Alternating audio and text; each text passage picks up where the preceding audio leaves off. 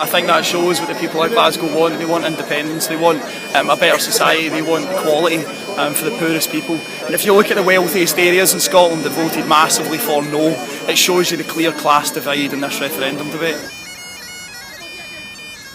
I think the Labour Party are absolutely dead. They're standing there cheering a very negative campaign and a negative vote. But what they have just done is split the working class vote across Scotland. 40% of Labour Party supporters have voted yes today.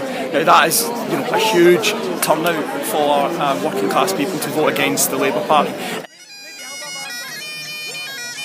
I'm in the Labour Party, and the reason why I'm voting yes is because I believe in a fairer Scotland and we become a fairer place if we vote yes. I want rid of the London-centric politics that Westminster seems to evolve around, and I want to make a change, and that's why I'm voting yes.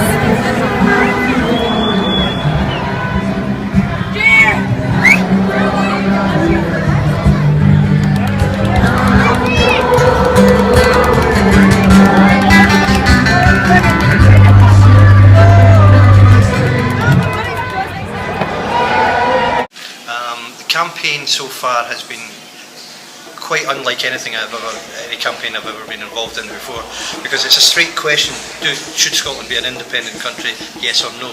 Well, I'm hoping for a yes for my child. I'm an older mother, my childcare, my son's future. For it to keep maintaining the NHS and have Scotland in safe hands, deciding for our own country, our own our own parliament should be deciding on what happens here in Scotland. And is there anything that you're worried about? I'm worried. Of course, I'm worried. I'm fearful, but I'm worried about today. I'm worried about the next 18 months, but I think it'll all be for the better. I'm worried about lots of things, job cuts and whatever, but I'm willing to take that risk. In time, in years to come, 5, maybe 10, it's for my son's future, not mine. You are the best friend I've ever had.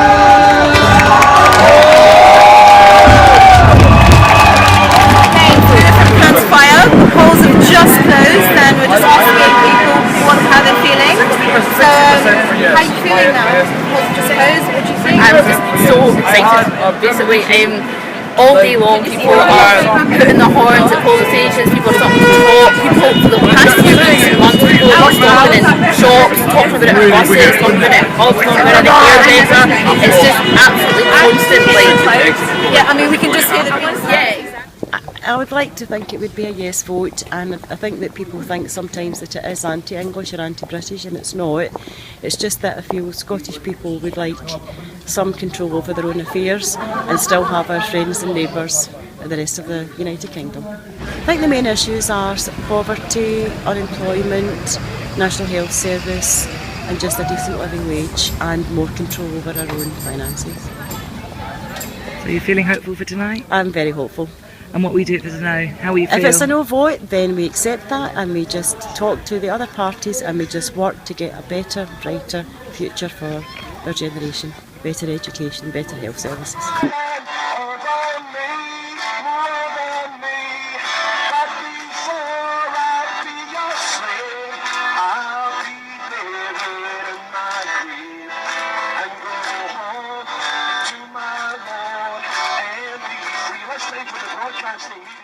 People on the street says about worrying about their children, their future, looking at the jobs market, the unemployment that's been here for many decades, people not working, people being penalised, bedroom tax, the poll tax was another one for people a long time ago. But it's just about the injustice of it all. UK governments make decisions to keep Middle England sweet, the South West sweet, the South East sweet, and we're struggling. We're a mighty city and a mighty country, but no more. And we need to start fighting back and saying, give us some of it and let's be in charge of our own destiny. So people are waiting up here. I personally don't believe he'll give us the powers. I don't think so, but every single person is yes, I will fight for as many powers as we can get, and we'll try our hardest as well. For me, I was born and brought up in Liverpool. I moved to Scotland many years ago in '86, and it's been a gradual process. I always believed in the union. But quite frankly, I'm now sickened of Westminster. We only have one Tory MP in Scotland, but it seems to me that our future, what we think, what we create, what we produce, everything is decided by Westminster, which is a gravy train.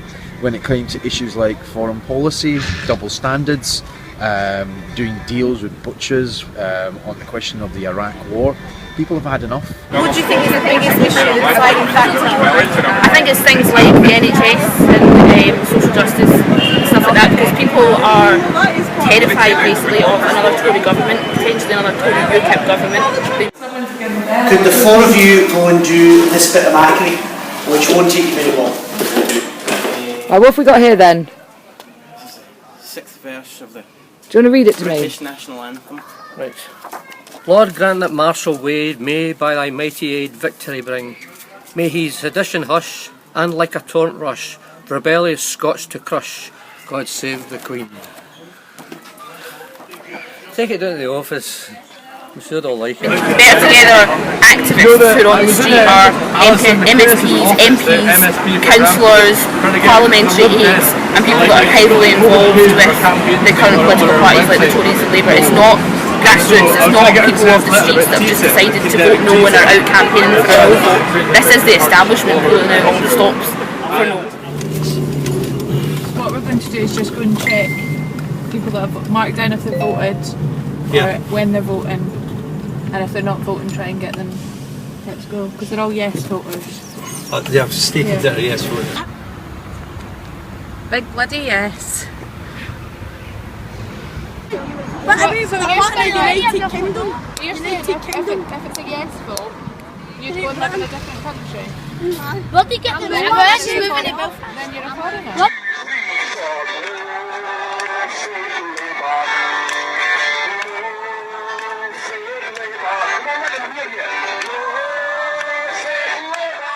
It has always been an abomination to me that 30 miles from the largest concentration of the population of Scotland there are nuclear missiles, and the reason that we can't move them somewhere else is because apparently it's too dangerous. If it's too dangerous for anywhere else in Britain, it's too dangerous for Scotland. Don't be scared. Don't be scared what they're saying about the pensions. Don't be scared what they're saying about the national health. Don't be scared. Just go and be scared them in the voting box and vote yes. Thank you. Punishing the poor and dispossessed for the casino bankers and the City of London making a mess of the world's economy, it just doesn't stack up. There were queues at polling stations. There was this morning at mine, early in the morning. This morning, and it was a great atmosphere throughout the day. Yep. People coming and going to the polling stations, all happy and smiling. Yeah.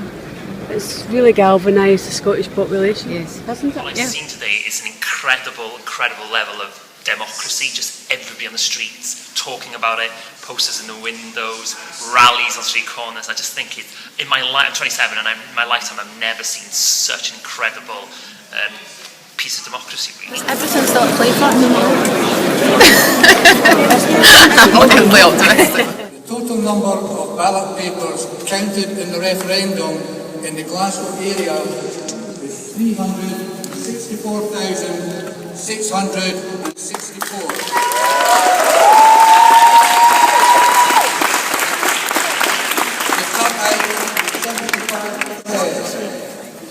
The total numbers of votes cast in relation to each answer to the referendum question in this area is as follows. Yes. 194.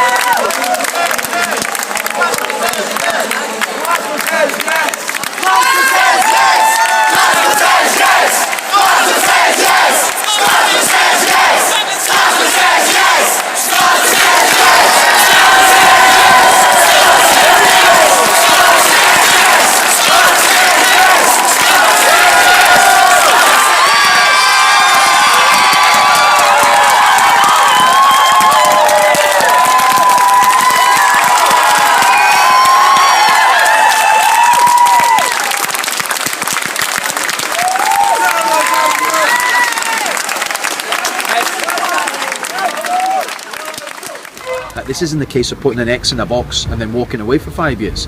I think it actually opens the movement up where people have become so politicised, so engaged, that they're not just going to walk away and say, well, this is the big hope, isn't it? That whatever the outcome, and I think we all hope for a yes, that actually, even if it's a no, so many people have been galvanised by genuinely democratic grassroots campaign that they will start to continue campaigning around these issues, but also think about what this means for politics, that it's become a really great political campaign, which is, and it's obvious just being here for a short period of time. If you look at the yes supporters and the no supporters, there is a real difference. The no supporters are clinging on to the past, they're clinging on to those sorts of things, and it's the yes supporters who've got something to offer. Well, firstly, a radical redistribution of wealth, first and foremost. Land reform, because there's 608 people on half the land in Scotland, and that feeds into like a lot of the stuff about democracy, and having a written constitution that enshrines national provision of services like the NHS forever, the right to work, the right to a home, and education being free.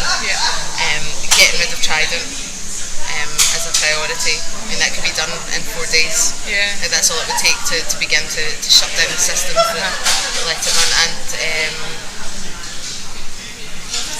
a republic. A republic. Like having an end to inherited wealth and privilege, and that ultimately means getting rid of the monarchy.